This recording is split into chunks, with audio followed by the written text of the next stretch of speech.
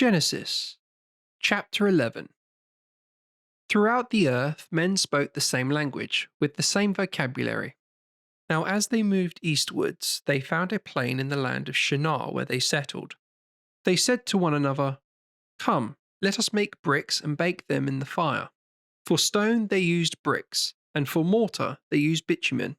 "Come," they said, "let us build ourselves a town and a tower with its top reaching heaven. Let us make a name for ourselves so that we may not be scattered about the whole earth."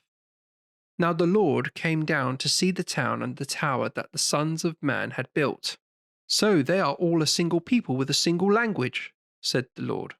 "This is but the start of their undertakings. There will be nothing too hard for them to do. Come, let us go down and confuse their language on the spot so that they can no longer understand one another." The Lord scattered them thence over the whole face of the earth, and they stopped building the town. It was named Babel, therefore, because there the Lord confused the language of the whole earth. It was from there that the Lord scattered them over the whole face of the earth. These are Shem's descendants. When Shem was 100 years old, he became the father of Arpachshad, 2 years after the flood. After the birth of Arpachshad, Shem lived 500 years and became the father of sons and daughters. When Arpachshad was 35 years old, he became the father of Shelah. After the birth of Shelah, Arpachshad lived 403 years and became the father of sons and daughters.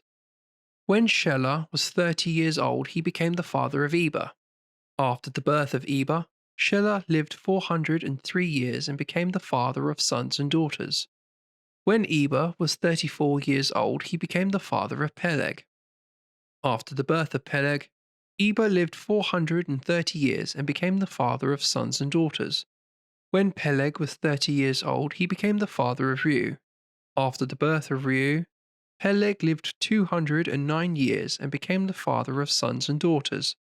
When Reu was 32 years old, he became the father of Serug. After the birth of Serug, Reu lived 207 years and became the father of sons and daughters. When Serug was 30 years old, he became the father of Nahor. After the birth of Nahor, Serug lived 200 years and became the father of sons and daughters. When Nahor was 29 years old, he became the father of Terah. After the birth of Terah, Nahor lived 119 years and became the father of sons and daughters. When Terah was 70 years old, he became the father of Abram, Nahor, and Haran. These are Terah's descendants. Terah became the father of Abram, Nahor, and Haran. Haran became the father of Lot. Haran died in the presence of his father Terah in his native land Ur of the Chaldeans. Abram and Nahor both married. Abram's wife was called Sarai.